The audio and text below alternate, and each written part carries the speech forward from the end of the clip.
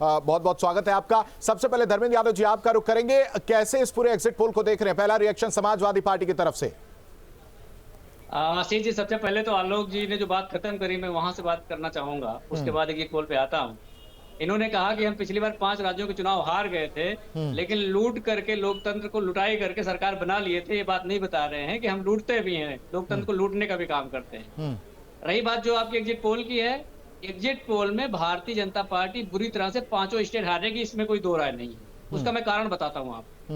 मिजोरम में जिस प्रधानमंत्री के वीर गाथा को गा रहे थे, उसी प्रधानमंत्री ने मिजोरम में एक दौरा नहीं किया, क्योंकि वहां पे बेटियों को निर्वस्त्र किया गया था, और उस पर भारतीय जनता पार्टी के बड़े से बड़े नेता से लेकर के छोटे से छोटे नेता तक किसी की जबान नहीं खुली थी। जिस देश की बेटियां निर्वस्त्र हो जाए, उस देश के प्रधानमंत्री को शर्मिंदा भी होना चाहिए, और मुझे लगता है नैतिकता के आधार पर प्रधानमंत्री पद से इस्तीफा भी दे देना चाहिए। दूसरी बात है, जो कह रहे हैं कि भारत सुरक्षित हाथों में है, चाइना पर एक शब्द ना बोलने वाले प्रधानमंत्री अपनी छाती चौड़ा करके दिखाते हैं कि हमारी छाती 56 इंच की है। आलोक अवस्थी जी को शायद नहीं दिखाई देता है कि चाइना जो हमारी जमीन कब्जा करके बैठा हुआ है, उस पर देश के प्रधानमंत्री को बोलना चाहिए और भारतीय जनता पार्टी को बोलना चाहिए, और हम लोग लगातार बोल रहे हैं। आशीष जी, क्योंकि देश की सुन लीजिए, आएंगे सर आपके पास आएंगे। देश की सीमाओं की सुरक्षा की जिम्मेदारी सरकार की है। अगर सरकार नहीं कर पा रही तो बताए, फिर विपक्ष करेगा। अब मैं आता हूं आपके एग्जिट पोल पे। ये जो मिजोरम का मैंने बताया, मिजोरम जा नहीं पाए। उसके बाद छत्तीसगढ़ में इनके पास कुछ नहीं बचा हुआ है। रही बात आपके राजस्थान और मध्य प्रदेश की, 2 प्रदेश ऐसे थे जिसमें भारतीय जनता पार्टी के पास नेतृत्व ही नहीं है। आप भारतीय जनता पार्टी 10 सालों से इस क्राइसिस में आ गई कि इसके पास नेतृत्व ही नहीं है। राजस्थान में इनके पास कोई नहीं था जिसको प्रधान मुख्यमंत्री का चेहरा बना सके। लेकिन वहां के पोल ऑफ पोल्स तो कुछ और ही बयां कर रहे हैं ना सर।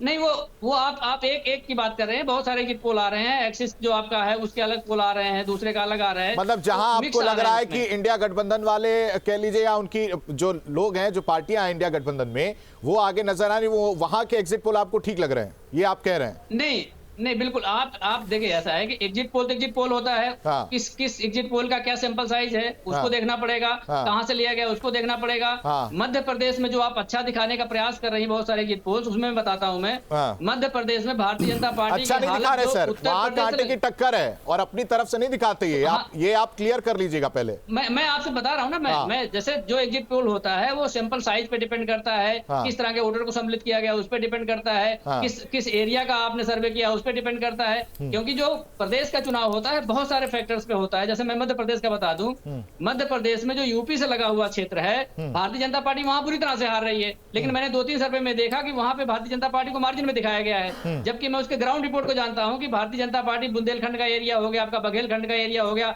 चंबल का एरिया हो गया, उत्तर प्रदेश से लगे हुए एरिया है, वहां पे बुरी तरह से हार रही है।